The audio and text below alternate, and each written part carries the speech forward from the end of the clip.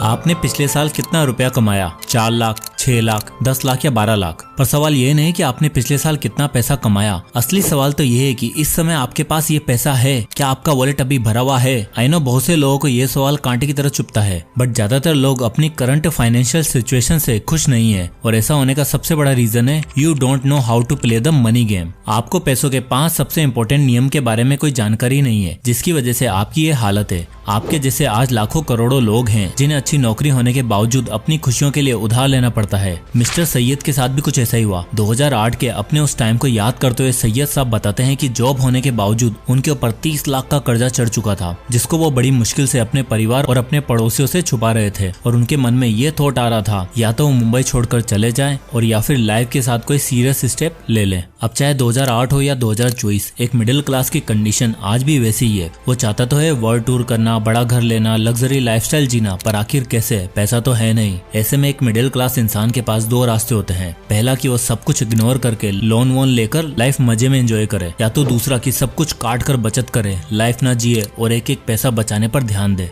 अब बात क्या है ना कि हम में से 70% पहला रास्ता फॉलो करते हैं, दुनिया की ऐसी की तैसी बोल के आगे निकलते हैं, और 30% लोग दूसरा रास्ता फॉलो करते हैं। पर इन दोनों के अलावा भी एक तीसरा रास्ता है जिसकी हेल्प से आप फाइनेंशियली फ्री हो सकते हो और एक अच्छी सेविंग्स के साथ रिटायर हो सकते हो। और ऐसा तब हो सकता है जब आप पैसों के 5 सबसे इंपॉर्टेंट नियम जान लो, जिनको दुनिया के फेमस ऑथर डेव रामसेन ने अपनी book the total money makeover के जरिए लोगों तक पहुंचाया है। अब ये नियम सिर्फ समझाने के लिए नहीं है, बल्कि आपके लिए एक रोड मैप की तरह है जो आपके माइंडसेट को बाकी लोगों से अलग बनाने में मदद करेंगे। तो आइए स्टेप बाय स्टेप इन नियमों को समझने की कोशिश करते हैं। रूल नंबर 1, सब सही नहीं होगा, स्टॉप प्रिटेंडिंग। दोस्तों, दुनिया में मोस्टली लोग अपने आप को झूठ के बबल में रखते हैं। उन्हें पता ही नहीं कि उनकी हेल्थ अच्छी नहीं है, उनकी फाइनेंशियल कंडीशन अच्छी नहीं है, पर फिर भी बोलते हैं सब सही है। जेब खाली रहती है, फ्यूचर की बजी पड़ी रहती है, फिर भी बोलते हैं सब सही है और ऐसा प्रिटेंड करते हैं कि कोई दिक्कत ही नहीं है। बस इसी झूठ को सच बनाए रखने में अपनी पूरी जिंदगी लगा देते हैं और एंड में मीडियोकर सी लाइफ जी के खत्म हो जाते हैं। अब प्रेम प्रकाश को ही देख लो, 25,000 की नौकरी करते हैं और भाई साहब के ठाट बाट ऐसे हैं जैसे कोई रईस हो। इनकी एक आदत ये भी है कि अपने आप को दुनिया का फिटेस्ट इंसान समझते हैं, खूब सारा जंक फूड और ऑयली खाना खाते हैं पर अपने आप को फिट समझते हैं। और कुछ ऐसा ही करते हैं ये अपने फाइनेंस के साथ भी। प्रेम भाई दिल खोलकर खर्चा करते हैं, सैलरी आते ही हर महीने शॉपिंग करते हैं, और तो और जब पैसा पूरा नहीं पड़ता तब EMI बनवा लेते हैं। अब हुआ क्या, सैलरी तो है 25,000, पर जब भी भाई साहब ने देखा कि सिर्फ EMI और लोन मिलाकर 18 से 20,000 हो रहा है, तब उन्हें थोड़ी चिंता हुई। पर फिर भी वही सब सही है वाला एटीट्यूड रखा और खर्चे पे खर्चे करते चले गए। और फाइनली हुआ ये कि जब तक इन्हें होश आया तब तक इनके पास ना ही कोई काम था, ना ही पैसा, और कर्जा 5-6 लाख रुपए का। ये वही वाली बात हुई ना, अगर आप पानी में मेंढक को डाल दो और धीरे धीरे गर्म करोगे तो उसे कुछ नहीं समझ आएगा। सब सही है करता करता वो फाइनली मर ही जाएगा। ठीक उसी तरह आज का यूथ अपने फाइनेंस को मैनेज कर रहा है। इन्हें फील ही नहीं होता कि कुछ गड़बड़ है और ये कभी अपनी गलती मानते नहीं है। अगर आप सोचते हो कि सिर्फ जिम जाके आने से आपकी बॉडी बन जाएगी या सिर्फ पैसा कमाना है और बाकी काम अपने आप हो जाएगा, तो ऐसा नहीं होगा। ये सब चीजें आपका टाइम और आपकी डेडिकेशन मांगती हैं। इसलिए सब कुछ सही है सोचने की जगह एक पेन और पेपर लेकर बैठो और 2 कॉलम बनाओ। एक में अपनी इनकम लिखो कि कितने सोर्सेज से आपका कितना पैसा आता है और आपके महीने भर के खर्चे कितने हैं। साथ ही ये भी देखिए कि आप कितना सेव कर रहे हो और कितना इन्वेस्ट। ऐसा करने से आपको पता चलेगा कि आप कितने पानी में हो और फिर आपको प्रिटेंड करना बंद करना पड़ेगा और अपनी कंडीशन को बेटर बनाने पर ध्यान देना होगा। रूल नंबर 2, मुसीबत बता के नहीं आएगी, इमरजेंसी फंड। दोस्तों, मर्फी लॉ कहता है if anything can go wrong it will go wrong, यानी अगर कुछ गलत हो सकता है तो वो होगा, और इसी गलत के लिए आपके पास जरूरी फंड होना चाहिए, which is an emergency fund. Emergency fund का मतलब ऐसा अमाउंट है जो आपको प्रेशर सिचुएशन से बाहर निकाल पाए बिना आपका बैंक बैलेंस खत्म किए। देखो यार, लाइफ में मुसीबत कभी बता के नहीं आती। प्रेशर सिचुएशन जैसे कि इनकम लॉस, जॉब लॉस या कोई बीमारी या कोई डिसेबिलिटी जैसी सिचुएशन अक्सर आपके फाइनेंशियल प्लान और फ्यूचर की कमर तोड़कर रख देती है। और आपको ये जानकर हैरानी होगी कि इंडिया में 75% लोगों के पास कोई भी इमरजेंसी फंड नहीं है। वो अपने पेरेंट्स और फ्रेंड्स को अपना इमरजेंसी फंड समझते हैं और इसी वजह से प्रेशर सिचुएशन में उन्हें अपना सब कुछ बेचना पड़ता है। कुछ ऐसा ही हुआ 30 साल के आनंद के साथ। बेंगलोर की IT कंपनी में जॉब करने वाला आनंद ठीक ठाक अर्न कर रहा था, पर उसके पास इमरजेंसी के लिए कोई भी फंड नहीं था। उसके बैंक में कुछ 4-5 लाख रुपए थे। अब हुआ ये कि एक दिन ऑफिस जाते समय उसका एक्सीडेंट हो गया और उसकी बाइक इंश्योर्ड नहीं थी और न ही आनंद के पास इंश्योरेंस था। अब खुद की बाइक और हड्डियां टूटी, उसका पैसा तो देने ही पड़े, साथ ही जिस गाड़ी वाले को टक्कर मारी थी उसका भी कंपनसेशन देना पड़ा। और ये सब कुछ हो ही रहा था कि उसे नौकरी से निकाल दिया गया, यानी कंगाली में आटा गीला। इसलिए ऑथर डेव राम से इमरजेंसी फंड के बारे में कहते हैं कि आपके पास एटलीस्ट 6 महीने के एक्सपेंसेस तक का पैसा होना चाहिए। एग्जाम्पल के लिए एक डबल इनकम फैमिली का खर्चा 50,000 रुपए महीना है तो उसके पास एटलीस्ट 3 लाख रुपए होने चाहिए ताकि वो बिना किसी स्ट्रेस के अपना खर्चा चला पाए। और जैसे पिछले कुछ समय में कोविड की मार हुई है तो आप 11-12 महीने का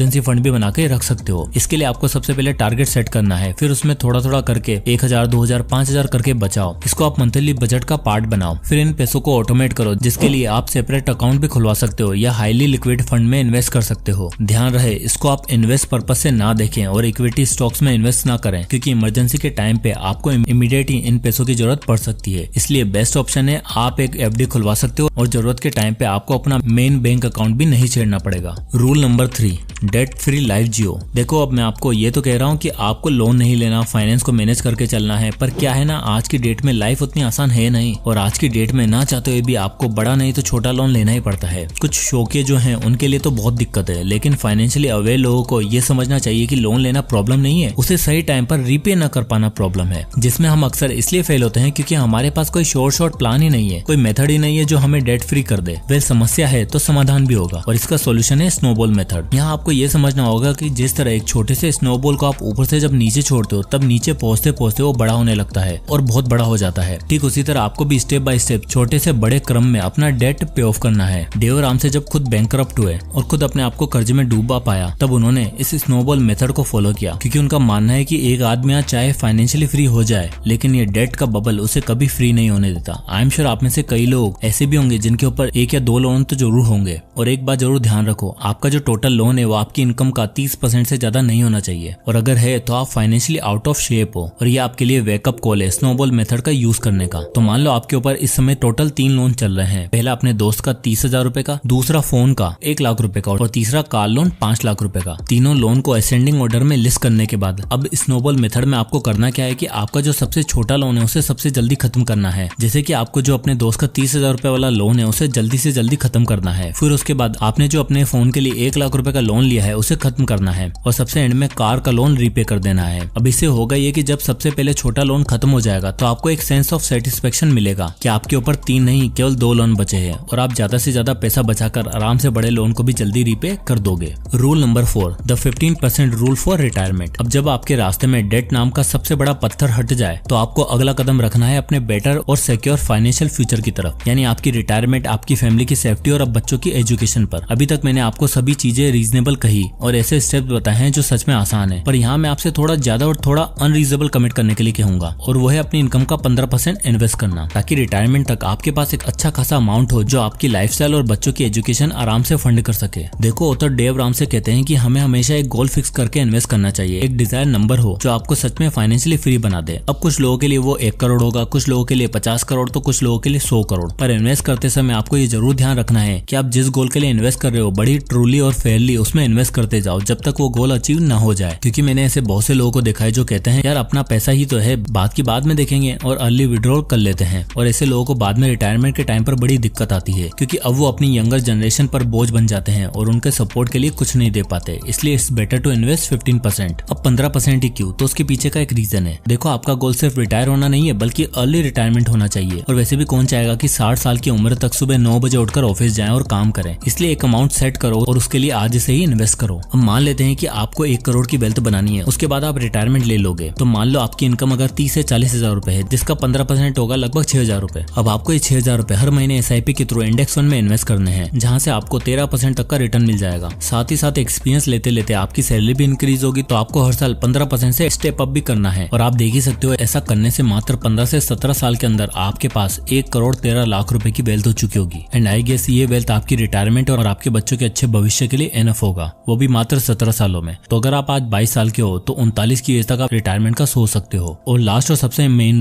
रूल नंबर 5, अपनी लाइफ का फाइनेंशियल कंट्रोल अपने हाथ में रखना। क्योंकि इस दुनिया में जितना मुश्किल अमीर बनना है ना, उससे कहीं ज्यादा मुश्किल है अमीर बने रहना, यानी अपनी वेल्थ को प्रिजर्व करना। और ये सिर्फ आप तभी कर सकते हो जब आपकी लाइफ और आपके पैसों पर किसी और का इन्फ्लुएंस ना हो। देखो क्या है ना, जब हम पैसा कमाने लगेंगे और इन्वेस्टमेंट की नई नई फील्ड्स को एक्सप्लोर करेंगे ना, तो हमें बीच में ऐसे बहुत से लोग मिलेंगे जो हमें नीचे गिराने की या हमें काटने की कोशिश करेंगे, या आपको 1 बार 2 बार सही आइडिया और टिप तो देंगे जिससे आपका इनके ऊपर यकीन हो जाएगा, और फिर एकदम से ही जब आप तीसरी बार बड़ी बैट खेलोगे आपको समझ आ जाएगा कि आपका पैसे की वाट लग गई है। कुछ ऐसा ही हुआ 52 साल के ऋषिन मंजूमदार के साथ। दरअसल ऋषिन ने 2013 में श्रद्धा चिट फंड में 5 लाख रुपए लगाए और अपने साथ उन्होंने लोगों को इन्फ्लुएंस भी किया और टोटल 30 लाख रुपए लगवा दिए। कुछ समय तक तो लोगों को अच्छा खासा पैसा मिला, पर बाद में जब ये घोटाला पकड़ा गया तब उनके और उनके द्वारा लगाए गए लोगों के 30 लाख रुपए डूब गए। इसी वजह से उन्हें लोगों का गुस्सा भी झेलना पड़ा, उनकी फैमिली तक को भी नहीं बख्शा गया और हुआ ये कि उन्हें 30 लाख का कर्जा लेकर उन लोगों का पैसा चुकाना पड़ा और डबल शिफ्ट में काम भी करना पड़ा। अब आप सोच भी नहीं सकते कि कितने लाखों लोगों का सिर्फ इसलिए नुकसान हुआ क्योंकि उन्होंने अपने से ज्यादा भरोसा एक कंपनी पर किया। इसलिए सारे डिसीजन सोच समझ कर लो और अपना कंट्रोल अपने हाथ में रखो। राइट और अच्छे मेथड से इन्वेस्टिंग करो, एसेट बिल्ड करो और अगर आपको उस चीज की नॉलेज नहीं है तो सीखो। यूट्यूब से, गूगल से कंटेंट कंज्यूम करके स्किल डेवलप करो। पैसिव इनकम सोर्स की तरफ ध्यान लगाओ। सिर्फ सैलरी को प्राइमरी इनकम सोर्स मत बनाओ क्योंकि उसका कंट्रोल आपके हाथ में नहीं है।